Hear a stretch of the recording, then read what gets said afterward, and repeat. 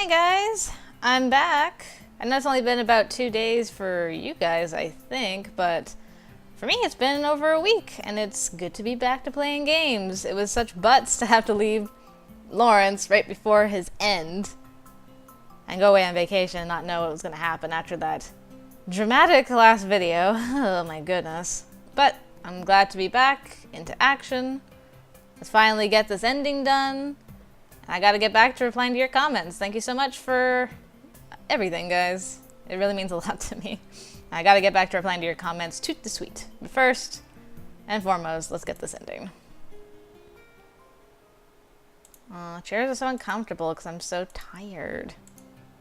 But that's okay. We don't need a comfy butt. We just need 100 culture. That's all we need. I'm sorry that I'm snoring at night, Lawrence, but this is for you. I swear. We're almost there. Okay. I could do a couple of yogas on Saturday and Sunday. Yes, that ought to do it. Okay.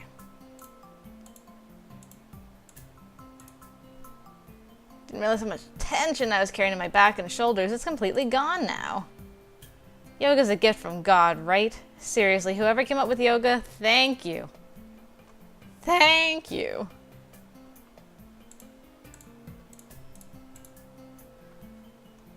And we'll just do that because it doesn't matter what we do now. Taking time. I know you're not tired, but it's fine. Lawrence believes in me. Need to work hard so I don't let him down. We did work hard. We're good. We're good to go.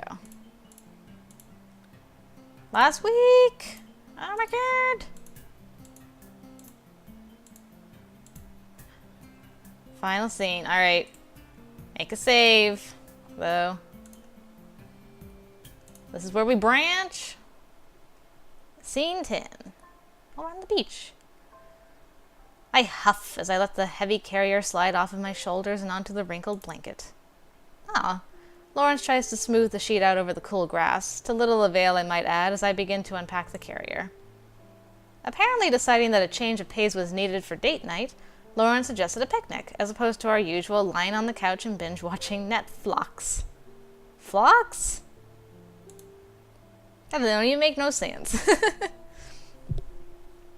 I'm secretly pleased that he came up with the idea, especially since I'm usually the one who suggests things. Almost always to be met with a sheepish yet firm no.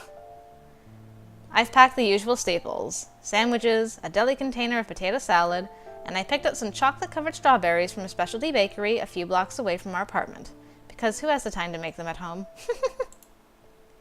Both hungry from the arduous trek up the hill, we immediately begin devouring the sandwiches, saying little in between bites. In addition to being distracted by our hunger, the sunset proves to be especially attention-capturing as well. The sun, now an orangish globe, floats precariously over the calm ocean. Light is reflected and bent by the water's ripples and creates a myriad of colors in the sparsely clouded sky. It occurs to me that I've seen this scene before, but never with Lawrence. Are you thinking about that stupid Aaron again?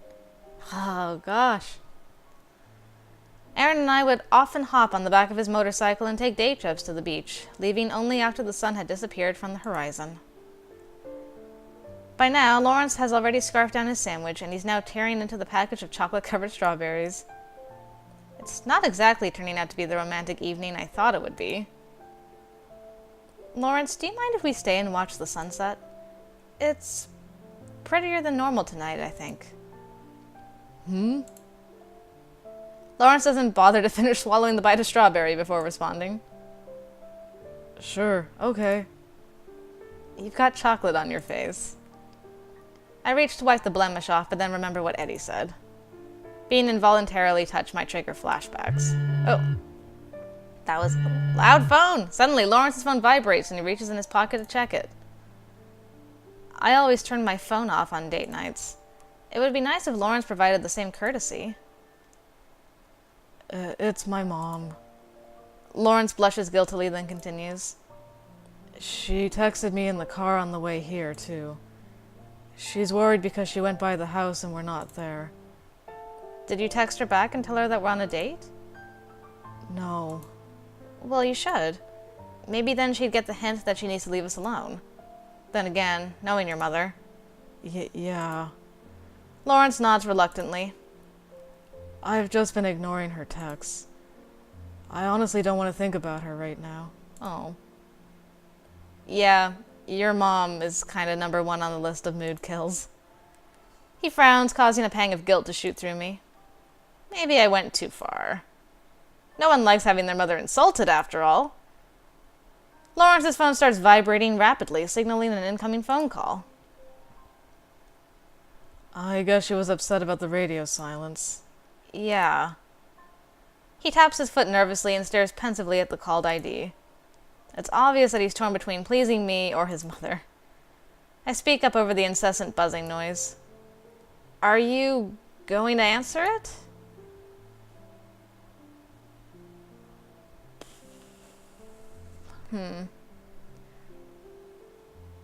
Well, we have been understanding this whole route.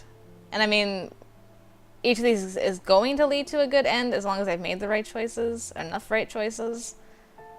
So, we'll do the first one first and see what happens. I got the forever achievement. I'd better, otherwise she'll be really mad. He taps a button on the phone screen that brings the device to his ear. Hello? Monica's response is so loud that Lawrence cringes and has to pull the phone away from his ear. She's livid, screaming into the receiver, accusing Lawrence of trying to make her worry so much that she has a heart attack. She's speaking so loudly that even I, over on the other side of the blanket, can hear her clearly. She shrieks some other choice statements such as, "You're the reason I have so much gray hair," and "when I was your age." Thankfully, Lawrence interrupts her. Mom, stop. I appreciate your concern. It lets me know that you love and care about me. But I'm an adult, and I can make my own decisions now, without having to run them by you first. But... Lawrence presses another button on his phone, ending the call. Wow. He then holds the power key down till the phone shuts off. Did you just hang up on your mother? Yes. That probably wasn't very nice, was it? Nice? Who cares whether or not it was nice? It was hilarious. I just wish I could have seen Monica's face. I'm sure she's really mad. She probably thinks I'm corrupting her son. You kind of are. Aw, I love that look on your face, Lawrence. I haven't seen that before. But, you know, in a good way. I didn't realize there was such a thing as good corruption. Well, you know what I mean. But seriously, was I too harsh? No. She's needed to hear that for a long time now. And if you weren't going to say it soon, I was afraid I was going to have to tell her. Lawrence lowers his eyes. Yeah, I'm not really good at standing up to my mom. It's taken me a while, but I'll try to do better from now on. Thank you for putting up with me, Amy. His eyes meet mine as he smiles. Red begins to creep into his cheeks as his eyes linger, and then, slowly, he begins to lean in. Are you sure? I don't want to make you uncomfortable or anything. I'm sure. He whispers the words before pressing his lips against mine, resulting in a tender kiss. They remain there for a few seconds until he draws them away. Aww, look at that beautiful sunset. Very nice. Surprisingly, he still keeps his head close to mine, our foreheads almost touching. I can feel his breath on my face. I reach out and touch his hand. Hesitantly, almost fearfully, he grasps my hand in his. Are you okay? Yes. Is it getting better, you think? Slowly, but yes. You're having to be so patient with me. I'm so sorry. Lawrence. A tear slides down my cheek as I utter the words. I'll wait for you, even if it takes forever. Forever. Ending forever. Does that mean it took forever?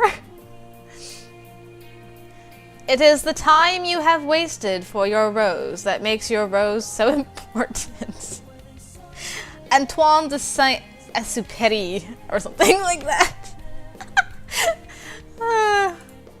Okay. Let's get this. The culture happy ending unlocked. Back to school. Hey, this is that library. I haven't been here in a long time. I write Mrs. Amarantha White across the dry erase board in large uppercase letters, and I turn to face the class. Are we teaching in the library? But you can just call me Amy. Despite my feigned composure, I'm actually incredibly nervous. My stomach grumbles, and I put my hand to my stomach, inwardly praying that none of the students heard. I had a queasy stomach this morning, undoubtedly caused by nerves, so I skipped breakfast. I'm totally regretting that decision now. Whoa, where is this? I decided to go back to college and get my English degree in order to work as a teacher. I'm still writing poetry, but it's merely a hobby now. Unfortunately, very few poets can pay their bills on passion alone. Most, like me, need a day job. I've sat in on classes and worked as a teacher's aide, but this is my first day teaching by myself. And teaching high schoolers, no less. Oh my. What? Wow. I pull the class syllabus from my carrier bag and begin passing copies of it out to the students. They roll their eyes, as I expected them to, and half-heartedly listen as I review our studies for the coming year. As I'm outlining the requirements for an upcoming research paper, I notice a boy with glasses toss a folded piece of paper onto a girl's desk. Though his long hair falls over and essentially hides his apprehensively hung head, it's evident to me and anyone else who's looking that his cheeks are burning a hot shade of red. I look to the girl as I read aloud a bulleted list of short stories we're to cover in the fall semester, curious to see what her reaction is. Her face becomes increasingly more flushed as she reads the note, and though she smiles, she ultimately crumbles up the note and brushes it off her desk, letting it fall to the floor. I forget about the scene until later that day. All classes have let out and I'm tidying up the classroom. Teachers are required to sweep the floors and place the chairs on the desks as a courtesy to the janitors. Well, thank you. As a janitor, I appreciate that. As I'm sweeping, I notice the crumpled up note and recall the event. I bend over and clutch the paper, opening it up to reveal a simple note. Dear Mary, I heard that you broke up with Ryan over summer break. Would you be interested in going out with me? If yes, please write your number down and hand this note back to me. Waiting patiently, Andrew. Aw, aren't high schoolers cute? It looks like we have a little Lawrence in the making. Hey, at least Lawrence emailed us. I grin, ball out the note, then toss it in the trash can, basketball style. Don't give up. Waiting pays off in the end. Trust me, I know from experience. Cute. Super, super cute. Alright, we got the first happy ending. I guess her waiting did pay off if what she said at the end is to be believed. Shouldn't have to wait quite forever. That character development, that was good. Lawrence, you fall right in between Eddie and Aaron for me, which is a good place to be because you're not at the bottom like that petite Aaron.